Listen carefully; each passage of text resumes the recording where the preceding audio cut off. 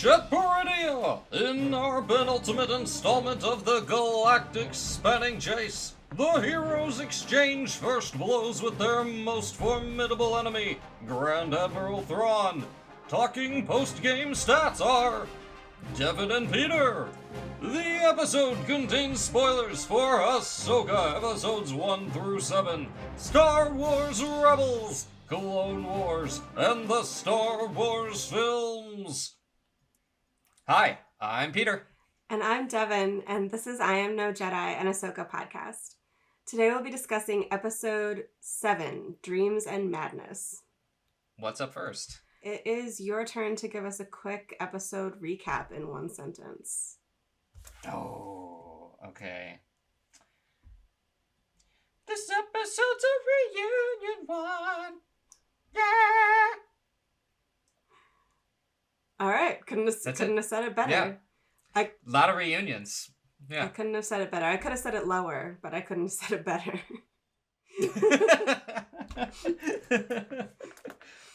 I mean, in a nutshell, that's the biggest thing I think that happens. But yeah, like, we're just bringing everybody together. Yeah, like Ahsoka finally sees Ezra again, which was a big deal. Mm-hmm. There's a reunion with like the enemies. You Yeah. know, it's like round 2 or 3, whatever they're on now. But even though that's like kind of the plot in a nutshell, I feel like Thrawn was the star of this episode. If we're gonna talk about like what we really got out of it. We really got to see his strategy on display. That's getting a lot of great reviews. You read the books, so you can probably speak to that better than anybody. How'd you feel about the episode overall? I enjoyed it. I think it wasn't as strong as some of the previous episodes, but it was still good. I don't have many like specific complaints about it. It didn't excite me as much as a few of the previous episodes did. So I think it was kind of like a middle of the pack episode. Yeah. I definitely felt it was very mid. Yeah. But that criticism comes from a place, because it did have a lot of good things going on. Yeah. That criticism comes from a place of knowing this is the second to last episode. I kind of thought it would be a little more a little more exciting. I don't know what I was expecting. Yeah. I agree. I expected a bigger cliffhanger, too, as Same. opposed to, some bad guys came to get us, but they ran away. We got one more big one, guys, after this. Yeah. I was really? I was like, okay, fine. Yeah, I felt like it didn't really, like, build up to the finale as much as I was expecting it to. I was expecting to be so hyped for the finale, and then I'm instead left with, okay, I guess there's a finale next week. Yeah, I'm kind of like, tie up all the loose ends. Right. Which I fully anticipate the finale to be really, really great. But yeah, I expected this one to be more building, I guess. Here's something I want to get out of the way, because I expect next week Thrawn will get back to the next galaxy. You know, they'll have a win somehow, you know, but he's gonna come back. Yeah. I fully predict that. Yeah. Everyone's like, is Thrawn gonna win? And I'm just like, he's winning for him would be defeating all of our heroes, but I'm just like, winning for him is really just escaping this galaxy, and that I 100% think that's gonna happen, because why would we waste him? It's right. Totally. Yeah, I agree. Well, let's dive into our scenes here. So we start with Hera's trial with the New Republic tribunal there, and this is the only scene with Hera, and we've got some good stuff here, some interesting things. I love how like 1970s and 80s the New Republic aesthetic is. It just kind of tickles me. It's really cute. It is cute. It's adorable. Yeah. It's a great aesthetic.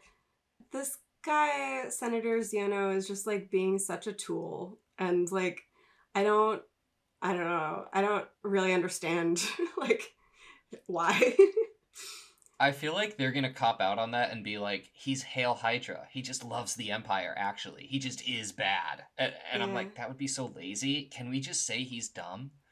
Yeah. Can we just have incompetent leadership that are like, oh no, my idea is great because it goes against the grain. Yeah. And it's like, no, dude, that's just problematic. I mean, I think that might be the case, but it just kind of like feels like he's there to just like cause some friction for Hera. But I don't think there's been like in the beginning when I was kind of like building to that, I was like, okay, they're introducing some stakes for her. She has to like make this sacrifice with her career in order to like make it. But it doesn't really feel like those building blocks are like really having any sort of payoff. No impact. Not really. This scene was just kind of like I don't know. It didn't feel like it really did much, to be honest. It honestly, okay, so we have a cameo. C-3PO shows up, which I have so much to say about. Not what you're expecting. Okay. But, yeah. But his whole thing is, I have come to bail you out of this problem. And I'm already like, I don't care, because I was just like, the problem is stupid to begin. Like, yeah. It just feels so half-baked. It does. Like, they were just like, Hera was kind of an afterthought. We're gonna have a problem for her. It's just this one dude who's like, no, Hera, me instead. And it's like, okay, are we gonna look into solving this? Or are we... Oh, no. We're just gonna bail her out. C-3PO and Leia are just gonna bail her out. And I'm just like, well then, why did we go through this in the first place? Yeah, that's kind of what it feels like. It feels like they kind of like introduced this subplot to like, oh, we'll add some drama, but then didn't make it dramatic. Yeah. I feel like there was like maybe some good intent there. I like some of the like the building blocks of that subplot of having, a political subplot with Hera going up against the New Republic, leadership and stuff, and having some friction there. But I just don't feel like that particular part of it has been really pulled off super strongly in a way that really like it doesn't really add anything to the series so far. Maybe that'll have a huge payoff in the finale. We'll see. It's possible. But I kind of doubt it. I kind of doubt it too. I specifically had a note about when C-3PO showed up that I would have rather seen Alan Rickman droid, which is AP5 for anyone who watched Rebels. That would have been Chopper's so buddy. Fantastic. Would have been so much better. Oh my god. Even from the beginning, just move out of my way. I have an important message for this stupid tribunal. General Hera is my friend, and you're all being ridiculous. That would have been so much better. That would have been great. And that's exactly what he would have said, too, just like that. Something like that. That would have been... Like... I actually would have been super excited about that. I liked C-3PO's cameo. This was nice. It was kind of like a pleasant surprise. I was like, oh, 3PO, that's familiar. It was kind of nice, but AP5 I would have much preferred. That would have been fantastic. Yeah. But it would... And take what I'm about to say as just purely opinion. It's not right. It's not wrong. But when I heard C-3PO's voice, my immediate reaction was, this is taking me out of it. Yeah, I don't want to be reminded of C-3PO and any of his hijinks. I've always thought he was just okay. Yeah. He was never that funny to me. No. I was just like, I don't care. He's pretty annoying. Give me... Yeah. But, he's honestly there for... And I think the reason it's him instead of AP5 is because AP5 would just be for the Rebels fans, and they put C-3PO in there for the people who didn't watch Rebels, so they could be like, something I remember. Of course. And it is sensible. It is. If it's a messenger from Leia, it's gonna be 3PO. Exactly. It's not gonna be anybody else. That makes sense, and I like the tie-in of having Leia represented. Obviously, we unfortunately can't actually have Leia in it, but I like that they gave some thought to like where she would have been and how she would have, addressed something like this and been like, oh, I'm pissed that they made this decision without me, and I'm just gonna come in and like, be like, fuck you guys. like, exactly. Which is a total Leia move. So I liked that they kind of, gave thought to like where she would have been and how she would have acted. And to have her kind of represented through 3PO is kind of nice in that moment. But also AP5. Yeah. it also felt a little redundant, this whole scene, because what is it? Mon Mothma asks her, "How big is this threat?" And I'm like, "You've had this conversation like twice before in this series already, and also, because you were part of the Rebel Alliance when they were almost crushed by Thrawn, and Sato had to sacrifice himself to try and like create an escape. Like Thrawn almost wiped out the rebellion before it even started, and the only reason he did it was because someone on his team fucked up, and Ezra was able to go get some help. Like, yes, I think she means like not like how bad would it be if Thrawn came back, but like is he actually coming back? You know, she's asking like, that's a good point. Like, is this really happening? You know, and I also want to just give a shout out to Genevieve O'Reilly, who plays Mon Mothma. She's great. She's doing and a she's great only got job. like a few lines in this, but I feel like she's really just adds a lot to it.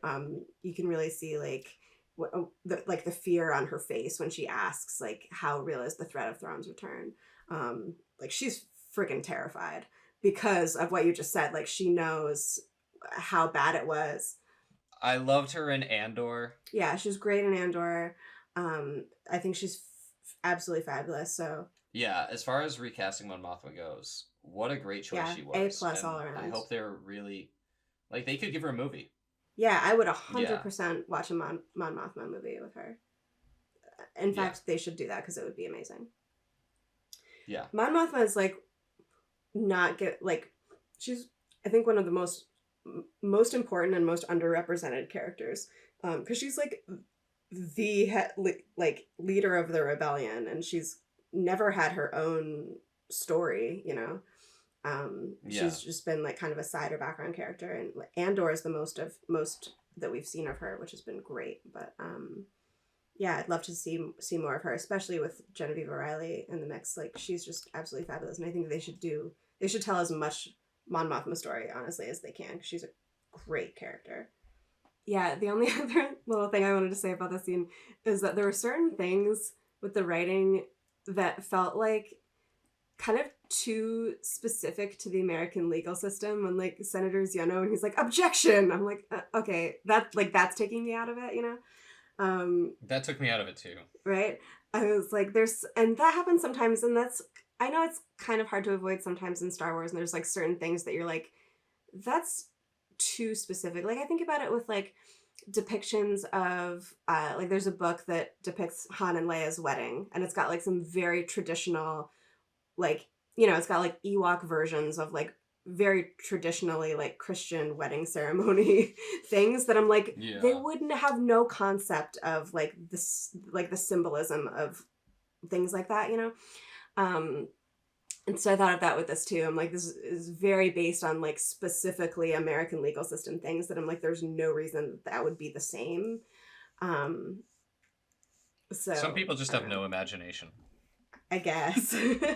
Yeah. I mean, it's weird. It feels out of place in a show like this where like so many other things are done so well and so thoughtfully.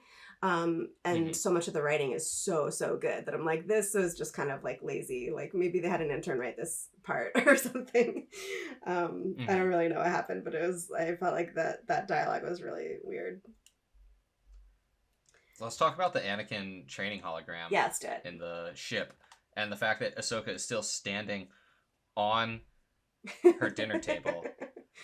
Just getting the whole galaxy, like, you know, I gotta take off my shoes so I don't get Los Angeles all over my apartment, but, like, she's just, like, getting the whole dirty galaxy and all the space whales bacteria all over that dinner table, and she's just gonna eat right off of it.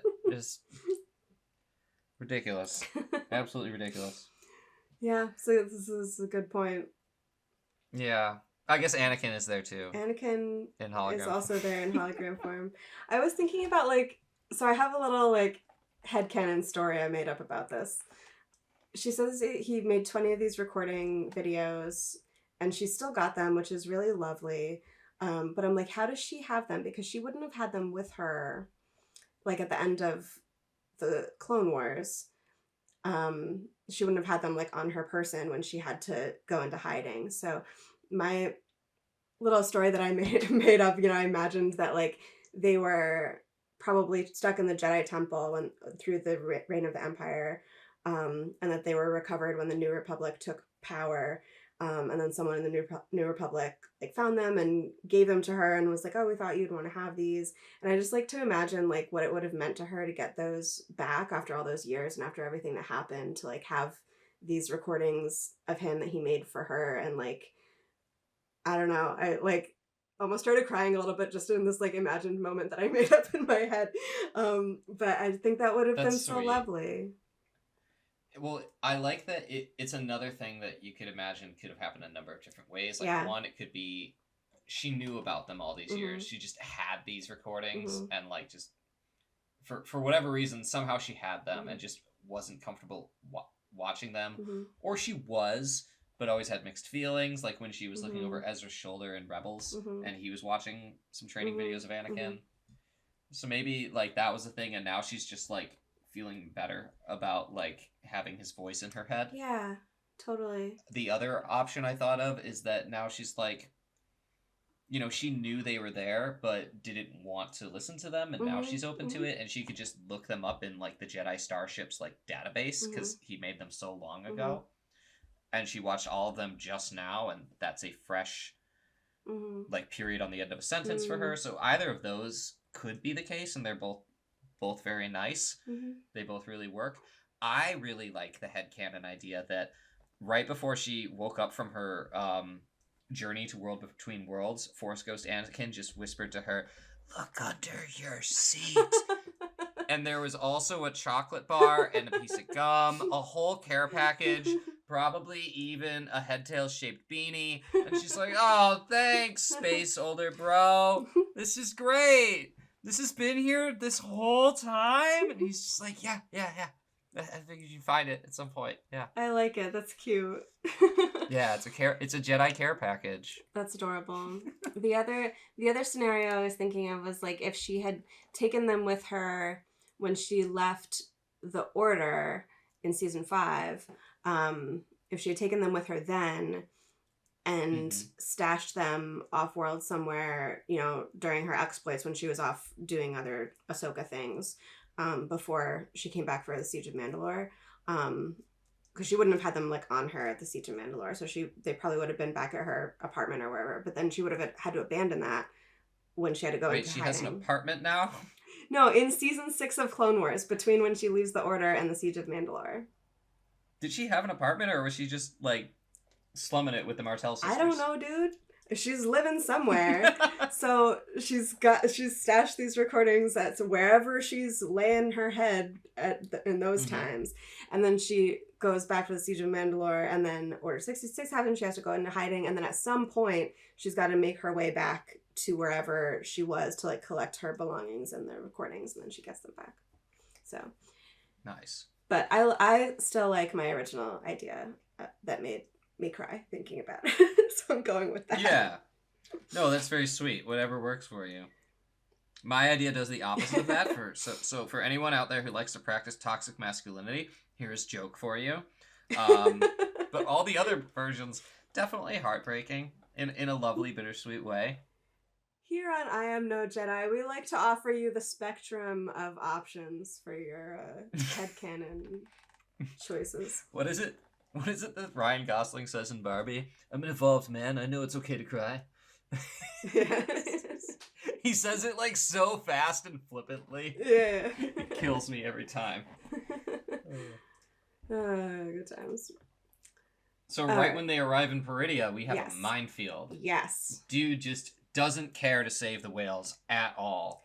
He's not concerned about the whales. I'm concerned about the whales. I'm like, oh no, the whales. Exactly. They've been our buddies, like, since season 2 of Rebels. And I was worried about them. They didn't seem to be overly bothered. I mean, they didn't love it, but they seemed to be like, I'm gonna just leave. I was gonna make a comment about this, because when Huyang says, at least the whales are providing cover, and then they start jumping away, the first time I watched it, and Ahsoka looked over at him when he said that, and she's like, "You had to say that." I thought she was just being like, "You dick." They're attacking the whales. Kind of sucks. Why did you have to remind me? Really? You're going to be like nonchalant about that?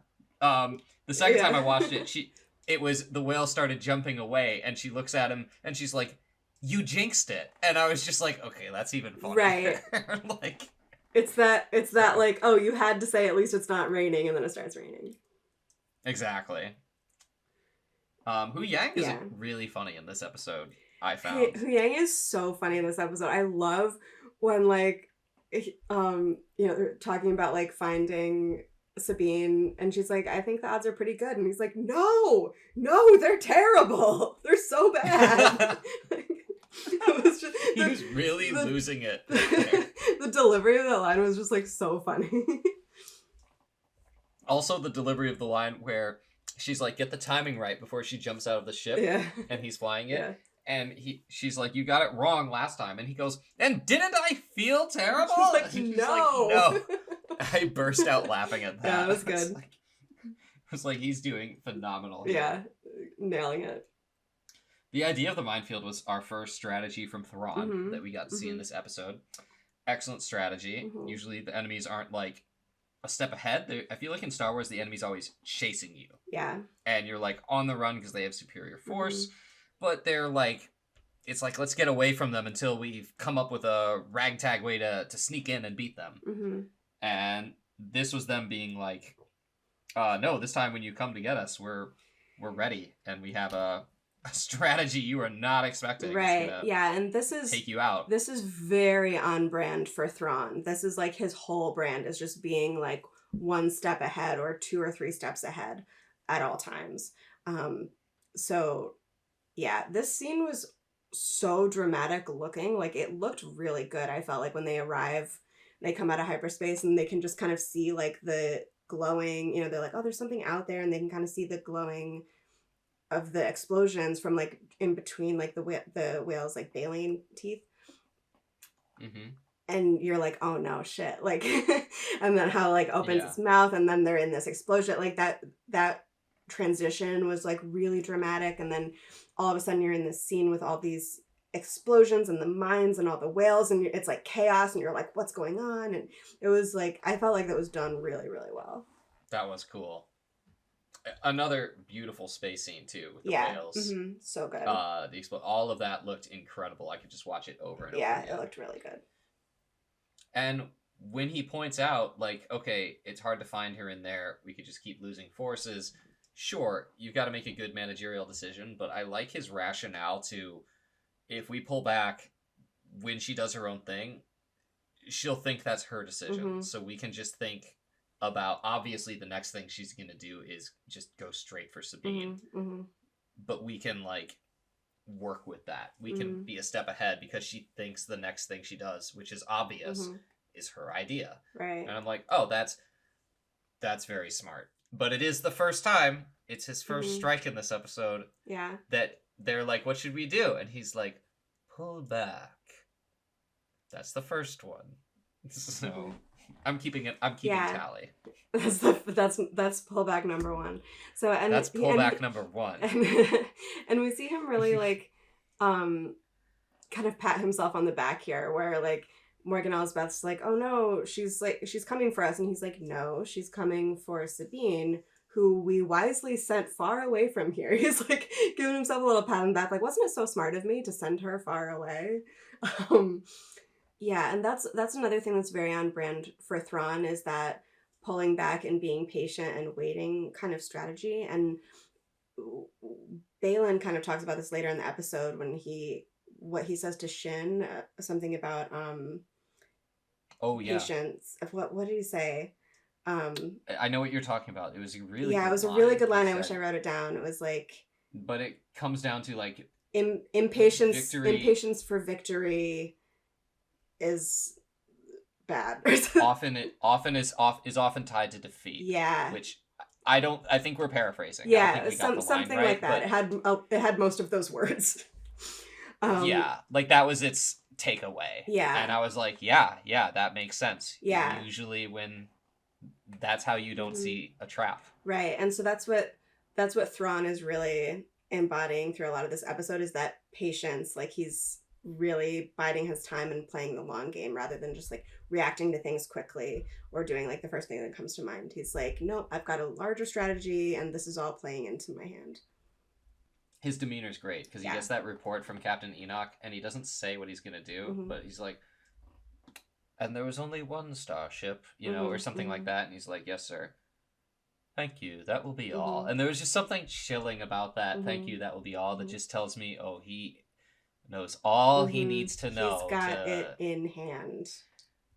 Like, oh, should I do this? Yes, I should definitely do this. Cool. He's extremely like calm, cool, and collected throughout this entire thing, except his one oh shit moment when he sees that Anakin was Ahsoka's master, and then you see his face kind of slip, and he's got this kind of like, you can see that it kind of strikes a little bit. It's very slight, though. Yeah, it's just a little bit of slight. slippage, but that's kind of all you'll get from him.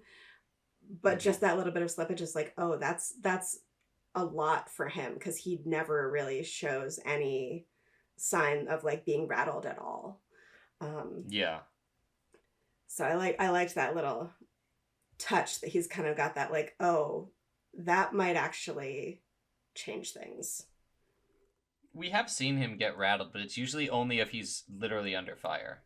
Like at the end of season 3 of Rebels, when things weren't going his way, and you know they were in the battle against the Bendu, and then Ezra came back, and like ships were colliding into each other. He started freaking yelling. He was like, "Everybody, like, get your shit together!" Like, right. So it can happen to him, but I think in a controlled environment, he's probably always thinking like, and it would be tactical for me not to show any emotion, no matter how bad the news is, because like morale is part of strategy. Right. Like you pointed out, he actually like tries to. He's a good manager, and I'm just like, yeah, that's compartmentalizing your emotions for your employees. That's part of it. Yeah.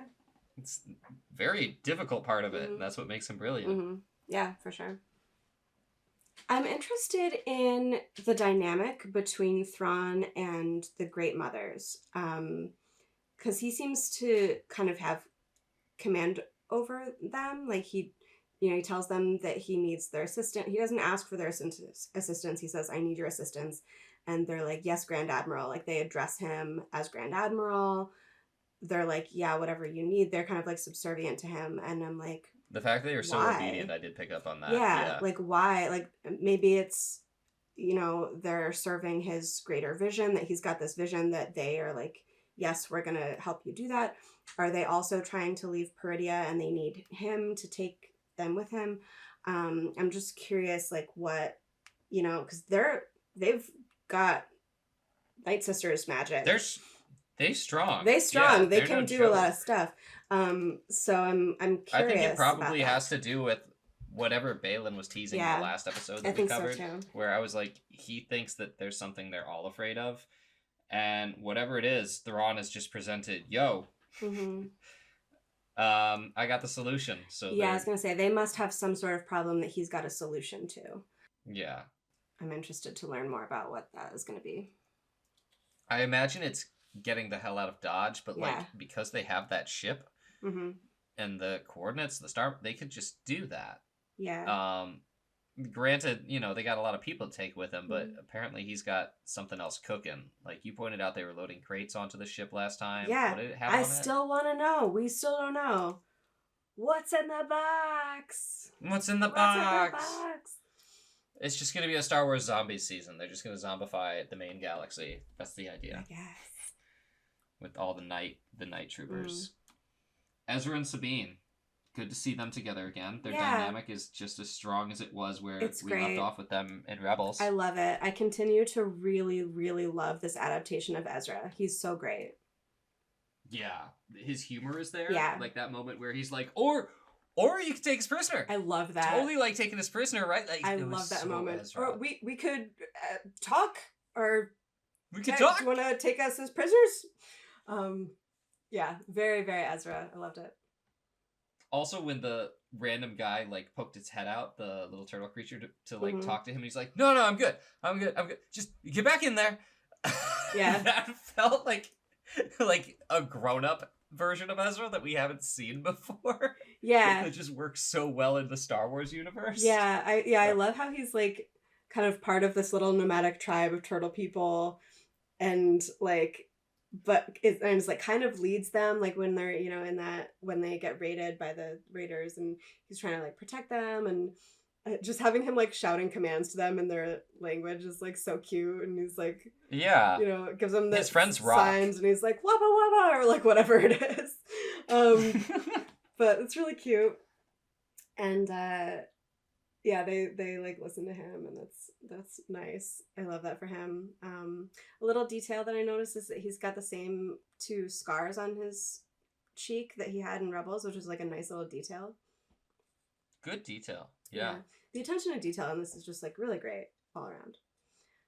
Also, Ezra is preposterously patient, because he keeps being like, hey, Sabine, thanks for like telling me all these stories and catching me up on stuff, but we're going home, right? Yeah. And she always is just like trails off. That's true. That would be it's maddening. Literally the Padme. It's the Padme and Anakin meme, where it's just like, yeah, we're going home, right? Yeah. We're going home, right? Anakin says nothing. We're going home, right? Like, he keeps asking, and she just doesn't say anything, and I'd just be like, okay, fucking tell me right now.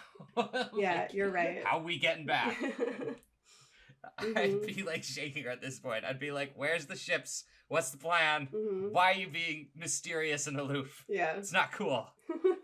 I've been hanging out with rocks for such a long time. Are they really talking? Please tell me. Do you see them too? Do you see them too? Are they real? Or do I just have a rock garden and I've named them and I've gone nuts? Please tell me. That's a very good point. Yeah, he's being very patient with her, and he's like, "Oh, how'd you get here?" And she's like, "Let's worry about that later." And it's like, I would be like, "I'm pretty worried about it now." You could say that's a Jedi being very zen sort of thing, but I'm also like, it's Ezra, so no. No, I don't buy that. I don't buy it. But them fighting together again, it was great. Chef's kiss. It was great. Oh my god, it was just like an episode of Rebels. It really was. Like, we are brother and sister, we're just doing this thing. I love them like arguing over the lightsaber. That little like exchange was so cute, and it was so it felt just like Rebels. Also, the fact that he gave her the lightsaber, I was fully expecting it. It feels so in sync with his character. Totally. Like, his lightsaber's not important to him. Totally. He's kind of a collector, you know? He made the first one. The second one is like, yo, you've been working with it. Like, you kind of earned it. Yeah. He's not that attached to it. Yeah. And for the last like 10 years or however long this has been, like, he hasn't had it. He's used to not having it. So I liked that exchange a lot. But then what bothered me so much is like, so Sabine ends up with the lightsaber, but then like doesn't use it. She just like puts it away, and she's using her blasters, and she's like getting beat. And I'm like, why? You have the lightsaber. It has proven very effective in the very recent past. Like, the last battles you had with a group of these guys, the lightsaber was very effective. Just do that again. That actually made sense to me. One, it's kind of a heat of the moment thing. She didn't have it out. She was expecting to give it to him. And also, I don't think she's probably that good at deflecting blaster fire with it. That's something that's hard to do if you're not a Jedi. That's true. She's better at sword fighting with it, which is what she's used it for so far. So to go against a ranged weapon to close range, I think she did pull it out towards the end and take someone out through the chest. Yeah, toward the end she did. But it wasn't until later in the fight when she actually was like, okay, I'm close range now. I'm going to just hammer it through. To which, of course, I saw the chest wound, and I thought, well, he will be fine after a nap. Right. Because that's how she was. So, I was like, clearly no one was murdered. This is still a very G-rated experience. Where is the puppy patrol? That's all that's missing. While we, just Qui-Gon impale guys left and right. Puppy patrol was in the little turtle pods. They were in the turtle pods, yeah. They were hiding with the cowardly howler from the last episode. That's who the puppy patrol was. That's what I meant by puppy patrol.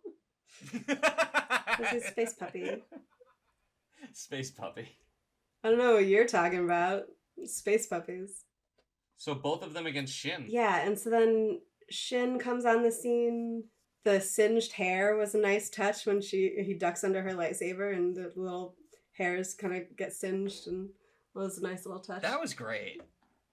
I said earlier that this episode was kind of mid, but like the moments in it, in terms of how authentic they felt and how like that's such a great little moment that you wouldn't see in like stuff that people weren't like thinking about the details. Like really good moments for people that love Rebels and these characters. And I love seeing things like that is something like in all the lightsaber battles we've seen and all the things, like I've never seen that. And it's like a little detail thing, but I was like, I've never seen that before, and that's cool. Yeah. It's also nice because it adds to our theme of the enemies having respect for each other.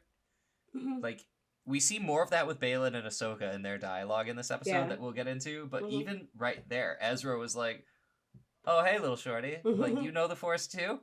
That wasn't so bad. We're gonna fight now. Yeah. He was just like, okay. He was like, whatever. Yeah. Like, you almost kind of casual about it. Welcome to here. Let's fight. Yeah, seeing him fighting with the Force was really cool. Like, I love, they have that exchange where he's like, oh no, I don't, the Force is my ally. I don't need the lightsaber. And then you see him doing like Force martial arts, and it was pretty dope. Straight up judo. Yeah. Just straight up judo moves. It was cool. Like, 100%. I dug it. Yeah. While we're talking about Shin, of course, when Ahsoka showed up, she just curb stomps her. And, like, it added to my theory that I was just like, yeah, earlier that would have taken 2 seconds. Why didn't you just do that and then you and Sabine go fight Baylan together? Right. Hu Yang was right.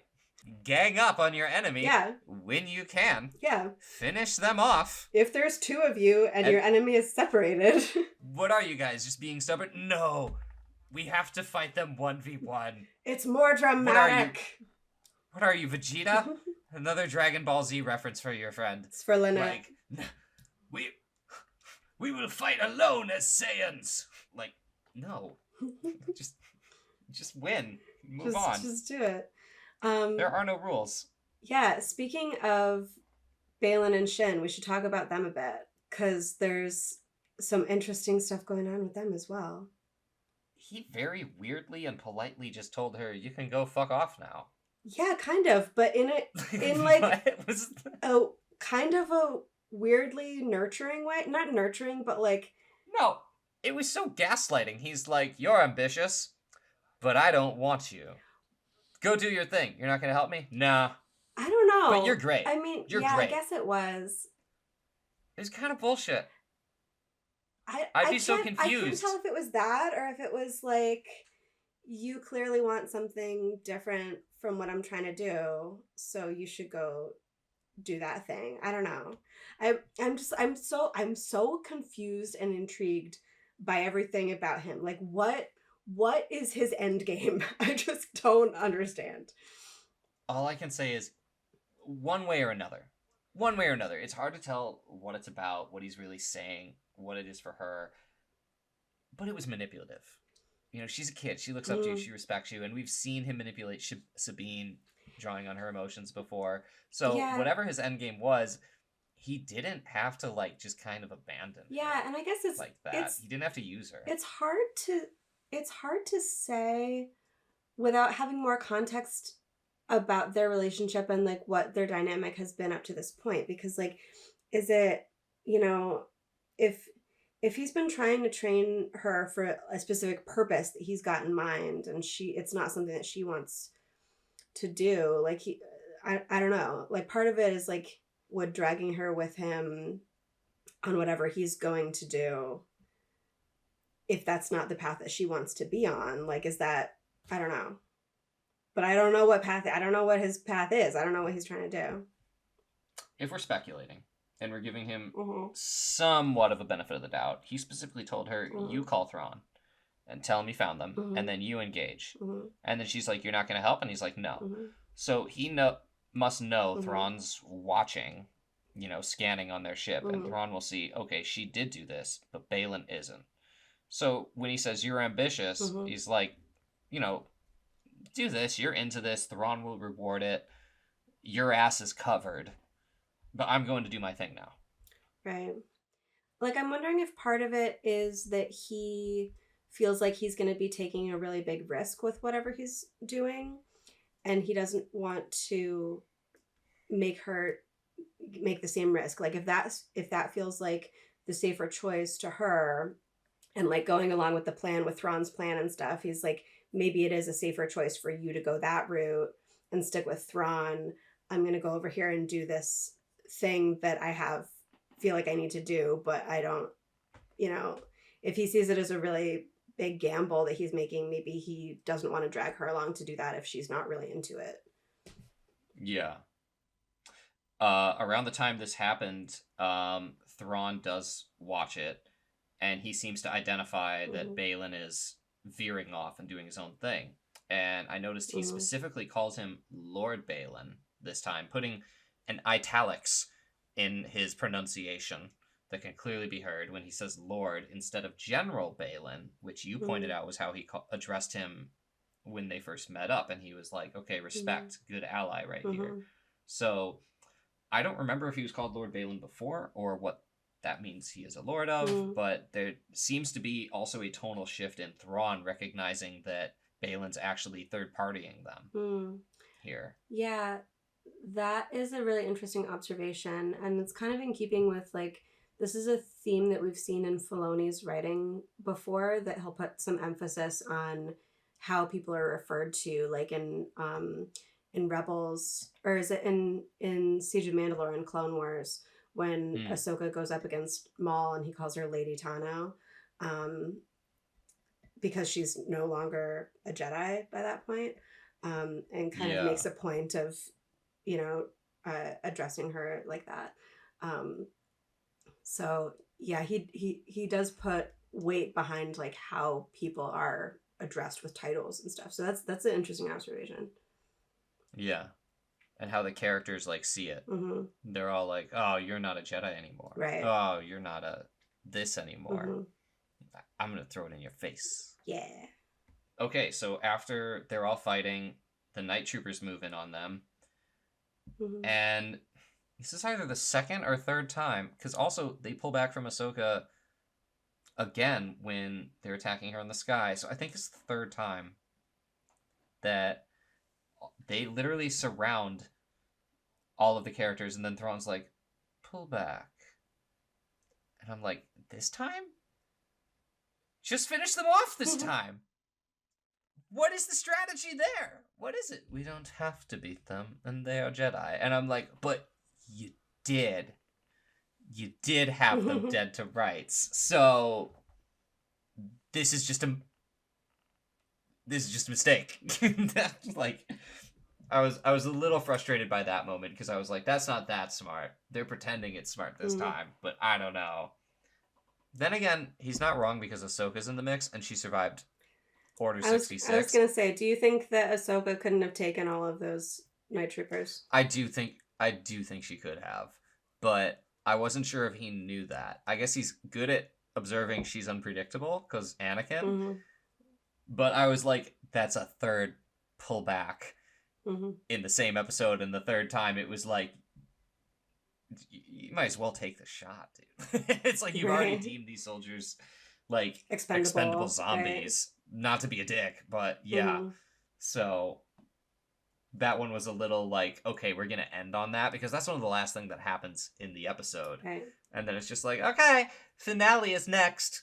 I was like, okay, not even a good cliffhanger. Like, I was like, you could have had it so they're getting captured at the end. That would have teed it up okay. It's not a great cliffhanger. It was a good tee up. But we almost forgot to talk about when Ahsoka and Balin had their round 2. Oh, yeah. Ahsoka v. Balin, part 2. I didn't really have anything to say about this. My big note was I didn't need it. I just didn't understand why it had to exist. Yeah, it didn't really have much of a purpose. It was like, it had a very different vibe from their first duel. She's using both of her sabers instead of just one. It feels a lot more rushed. I think she's fighting with a different form, too. Yeah, it's a very different style. She's much more impatient, because she's like, and she says, like, I don't have time for this. And he's like, yeah, I know. So she's just kind of trying to, like, get through it. And then she he's like, you can't defeat me, and she's like, I know, but I don't have to, and then she runs away because she's got other places to be. So yeah, I'm kind of like, I don't really think it served much of a purpose, and it wasn't like, it was a fun scene, but it wasn't a cool enough lightsaber duel for its purpose to just be have a cool lightsaber duel, you know, because sometimes that's just the Honestly, purpose of a scene and it's good enough. This one I didn't think really warranted it. I would have liked something else so much better. I would have liked the minute they are surrounded by all the stormtroopers, I would have liked that to be the moment where Ahsoka jumps out of the plane and just Order 66 annihilates them all in one fell swoop, and that's the moment where Ezra and Sabine are like, oh good, Ahsoka's here, we are all reunited in the most badass way possible that only Ahsoka could pull off. That would have been I know she doesn't want to be a warrior anymore, but if your option is fight Balin or really cool fucking entrance, go with the cool fucking entrance. Yeah, that would have been Thor way landing better. in Wakanda. Yeah. Yeah, I was just thinking that would have been like a very Marvel move. But earned.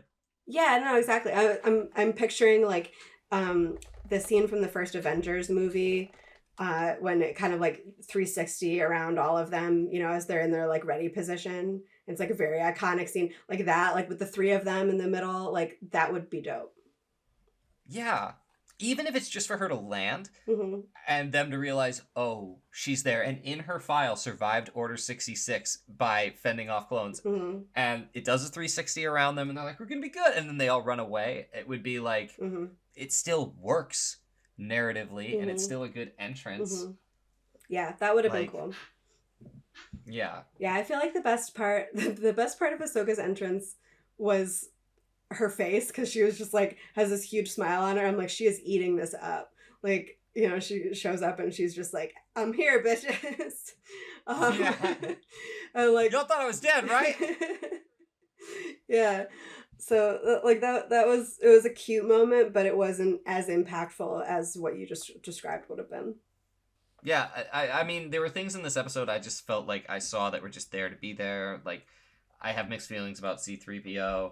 I have mixed feelings about like the fight before the final fight. I was like, just do more good setup. Like, honestly, have some good scenes where Ezra finds out we might not be going home or whatever. Right. I was just expecting something different other than another volley. Right. Before Endgame. So, yeah, that's how I feel about it. I'm excited for next week, but I was a little let down by like the episode right before. So. Yeah, I don't know. Do we know what the runtime is for next week? I don't. Have you looked that up? No, I don't know.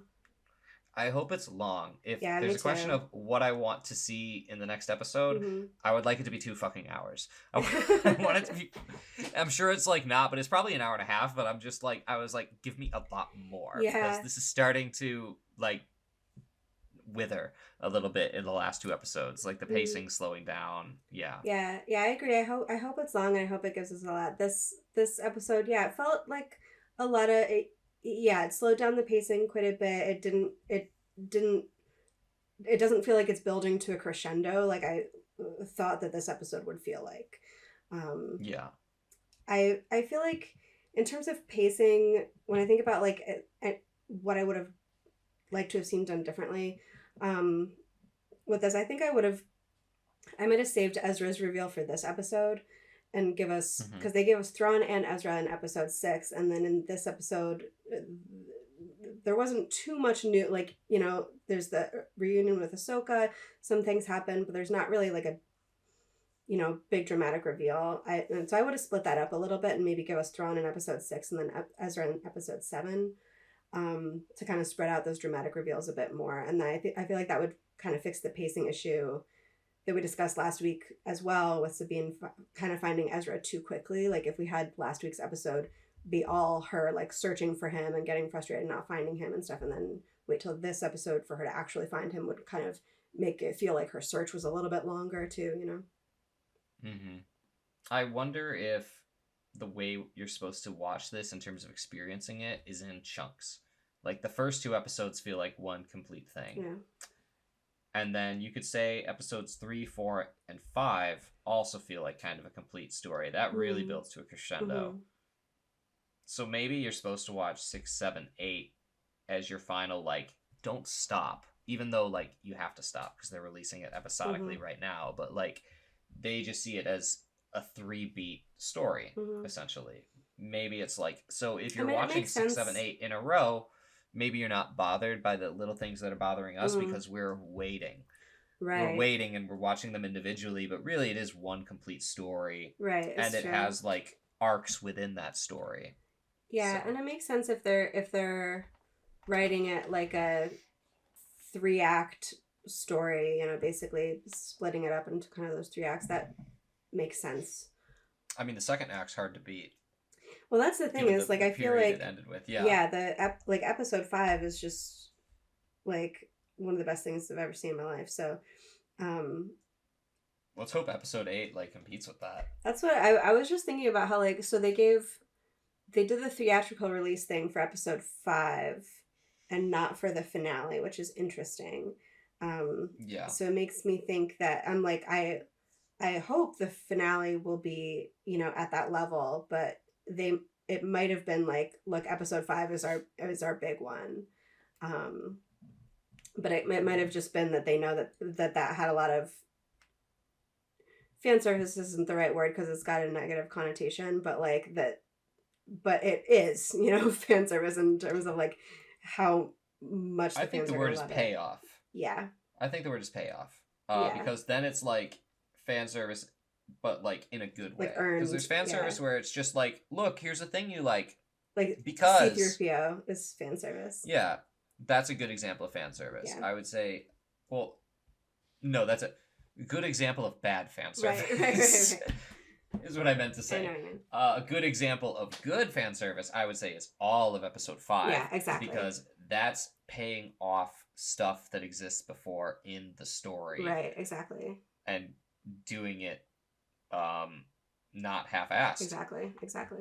That's great. Yeah. So, yeah, in terms of what we're hoping to see in the finale, like you said, hoping that it'll be really long. That would be great. Yeah. I'm really hoping we see Zeb. Zeb's not shown up. He got a little mention in this episode. You know, Ezra says that Sabine mentioned that Zeb is training recruits. So we know he's out there doing that. That could still happen. I mean, it's very, very plausible, and I'm really hoping that it will happen. I mean, I think Mothma and Leia are both in Hera's corner, and they've kind of squashed that issue. So if there's going to be everybody comes back to the main galaxy, and Hera and the others are waiting, I would bet Zeb's riding shotgun this time. I agree. I would love to see that. But who I really want to see, who the fans all really want to see, and everyone who's ever gone to Galaxy's Edge in Disneyland, California, we want to see Hondo, our favorite pirates. How dare you accuse me of such villainy? Hondo's a good pirate, loves Ezra Bridger, do anything for that boy. I want more and more. I want live action Hondo. I would never. That'd be so great. I would never be upset about that. It'd be the best thing ever. It would be ever. Fantastic. Nice Hondo, by the way. Thank you. Yeah, I will that would play be him. Great. Disney, if you need someone to do live action Hondo, I'm sure you can just get the guy who already did him and put makeup on him. But if for some reason he's sick, I don't know, I will fill in for a day. Very happy to do it. I'll do it for free, just for fun. You should never say you'll do anything for free, but I know they have no motive to let me do it. So there you go. You gotta give them some Zero sort of motive. Incentive. Yeah, this was some random dude. We're not even gonna put his name in the credits. He just really wanted to play Hondo, and that's the story. Like, that's it. That would be great. Yeah, Hondo would be amazing, and we know he loves Ezra and would do anything for that boy. So that would be fantastic. I would also absolutely die for a Jabba joke when Ezra meets Thrawn again. How do you envision that happening?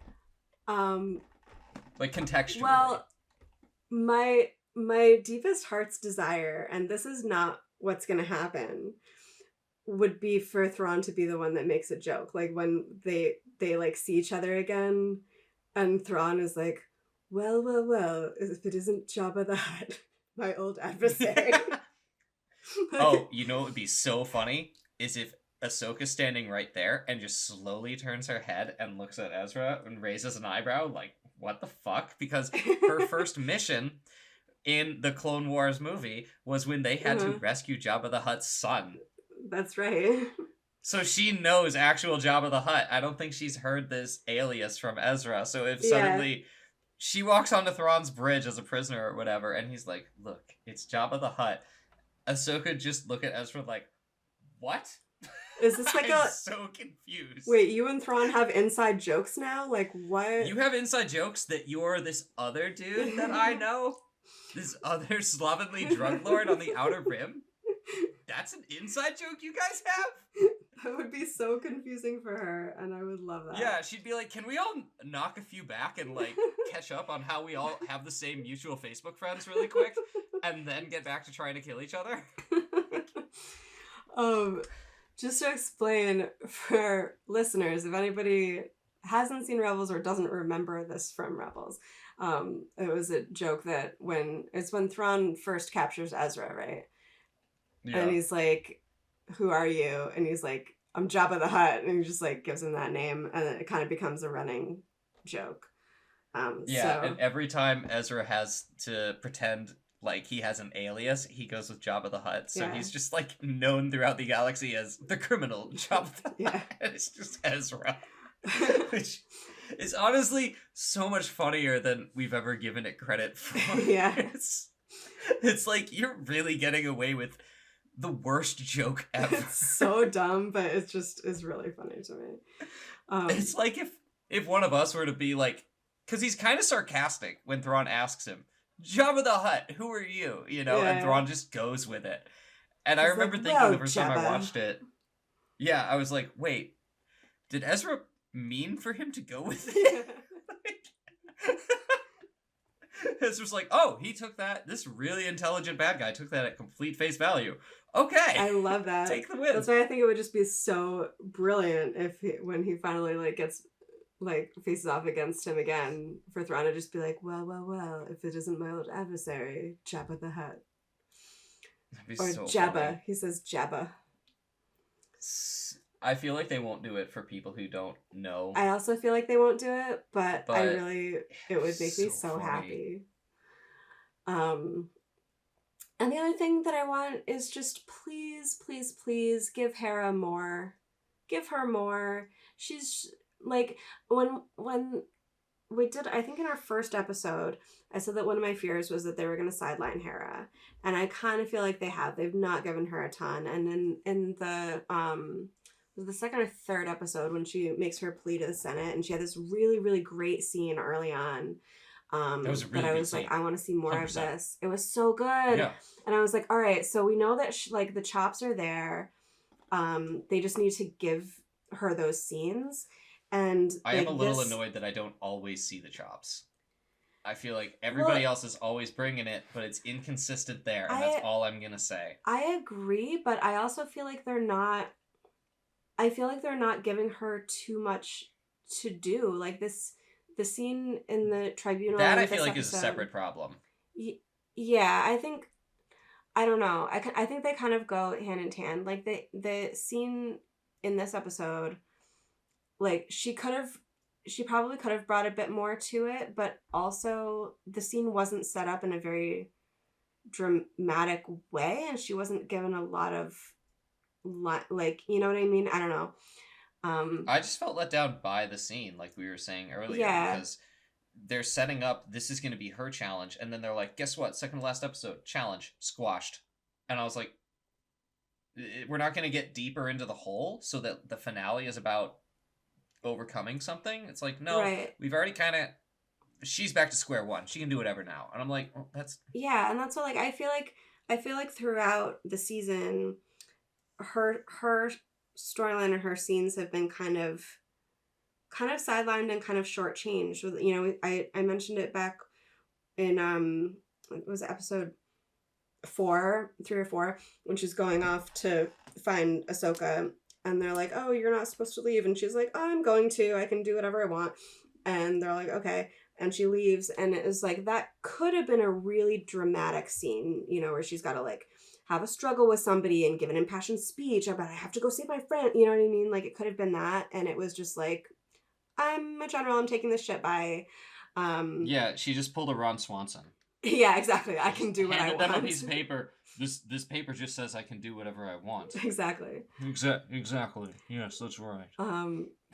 Yeah, exactly. So I feel like,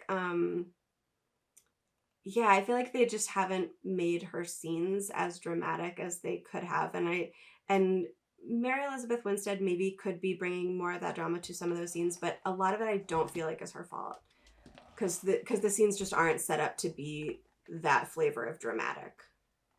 Yeah, I think the scene problem is a bigger problem than the other problem. The other problem I'm sus of. Yeah. Because I was like, everybody else seems to be bringing it very constantly. Mm-hmm. I've seen that she can bring it, but why isn't it consistently there? Yeah. I thought, like, the first episode was a fluke, and then I was like, it's touch and go. Not to pick on anybody, but, like, everything else is, like, really solid. Really solid, and I just feel so on the fence about that one. I really feel like it's mostly a matter of them just not giving her the scenes. They haven't given her very much to do. What's Hera have to do? If I were her, I'd be pissed. Yeah. Like, I'd be pretty pissed if I were Mary Elizabeth Winstead. I'd be like, this character's really awesome, and you guys are writing her very blah. I agree. And there's no reason to. I agree, and that was the fear I had in the very beginning when I was like, I really hope they don't sideline Hera because she's such an amazing character. And I feel like she's getting shortchanged. I feel like Mary Elizabeth Winstead has shown us that she's got the acting chops to play a really strong Hera. And I just feel like they haven't given her very much to do. So I'm hoping that she'll get some sort of payoff in the finale that gives her more of something. I'd love to have, you know, some more mention of Kanan, have some more have Jason in there again, especially like in the end we're gonna have some sort of reunion. Hopefully Zeb will be there. We get everybody back together again. You know, Ezra and Hera's reunion. That's gonna be because she's his space mom and she loves him. Yeah, that's gonna be gut-wrenching. That one's gonna break me. That's honestly. Maybe that's kind of what they're saving all of her up for, because it could be that. That could be. I hope that they do that well, because that will kind of make up for some of it. I think that'll be a really, really powerful moment. Can you imagine if we have that moment and then we also get Kanan's Force Ghost? I'm hoping for too much. I think I'm hoping for too much, but like specifically for Ezra and Hera, if they get Kanan's Force Ghost at the end there, I will lose it. Yeah, I will lose my mind. I've been really, really hoping for something. You know, Kanan got a brief mention, but I've been thinking like if we're gonna get the whole gang back together, I'm like, Kanan's got to be represented there in some way, and maybe it's just through Jason, but Kanan Force Ghost would be, chef's kiss. It would be amazing. Yeah, Freddie Prinze Jr. making a comeback. I would love that. Nothing would make me happier. That would make me even happier than the Jabba joke. I still find it so funny that, like, one of the coolest and, like, saddest Star Wars character is just Freddie Prinze Jr. I know, she's all that. It's such a great irony. It's so good. You've got, like, Ewan McGregor, Natalie Portman, and James Earl Jones, and all these Shakespearean actors in Star Wars. This prestige Star Wars acting. Liam Neeson, and then... What's up, Freddie Prinze Jr.? I will be the character that makes you cry. Accurate. Exactly. Have you seen the clip of him doing like an impassioned rant about the Force? Yes. It's my favorite. I love it. It's so good, and it's so. And Filoni. He's like, Filoni gets it, man. He's the disciple of Lucas. I don't trust anything but him. He's like going on this whole thing, and it's so, and like every other word is the F word. It's like so, he's so fired up and he's so angry, and he's like, everybody wants to say this about the Force, and he's like, look, and these aren't my words. I learned this from Dave Filoni, and he learned it from George fucking Lucas. So just shut up. So it's great. He's like his space dad in real life. It's excellent. Truly. All right, we should move on to our silly question. Silly question of the week. Who from this episode are you bringing to a rave? To a rave. I love this question. Do you want to go first? Sure. This is a hard question for me, and we thought of it right before. I've been thinking about it a little bit. I need to disqualify Enoch because I can't go to a rave with Enoch because Enoch will clearly be the DJ. Just look at that helmet. He'll be up in the booth. So it can't be him. That is the most obvious reason. I was tied between two characters, but I think it's going to be Thrawn. Because he's very tactical. Yes, I will. So I have not been to any proper raves. But I've been to some pretty big parties. And the idea of a rave, I will say, for my tame Midwestern mind, is intimidating. And you want to have a good experience. You do. Just going to a bar in your 30s is usually like a pretty rough experience. You know? It's like, it's loud. Sure. You've got goals. You want to meet new people. You want to party. You want to feel great. Especially if you're going to a rave where there's going to be great music and everything. You got to pace yourself. And I want someone who is a straight up tactician being like, no, we will pull back from the beer pong table at this juncture because we know what's going to happen next. At precisely 9:33:05, we will take 5 doses of Molly. And then, you know, like someone who's like, I will stack the deck for the best experience at this rave. And I was just like, if anybody's going to think it through that effectively, because I don't want to think about it that hard, but he will. It's going to be Thrawn. At about 3:07 is when we will shout, we have the location for the after party. We don't, though, but nobody knows the wiser. We will be one step ahead of people who do know where the after party actually is. That's how I'm predicting this going down. Who else would you want in your back pocket? At the end of the night, Thrawn is just covered in, like, a bunch of, like, Mardi Gras lays and just looks wrecked, but somehow he's sober as hell and is just looking around like, did everyone have a good experience? This whole podcast... It's like, yeah, man. This Thanks, whole Thrawn. podcast has been worth it for your impression of Thrawn at a rave. Did it actually sound anything like him? It was not bad. It was not bad. Okay. It was a lot better than your first attempt early on. But that was was a pretty one. low bar. I needed to watch a few episodes of Rebels, get it fresh in my head to imitate it. Yeah. That's hilarious. Yeah. Who's yours? Mine, well, you disqualified mine early on. I was going to say Enoch. You were? Yes. Were you going to say he'd be in the booth? No, I wasn't. Okay, so at least it's a different joke, but double down on it. Yes. Defend Enoch. Okay, yeah. All right, here it comes.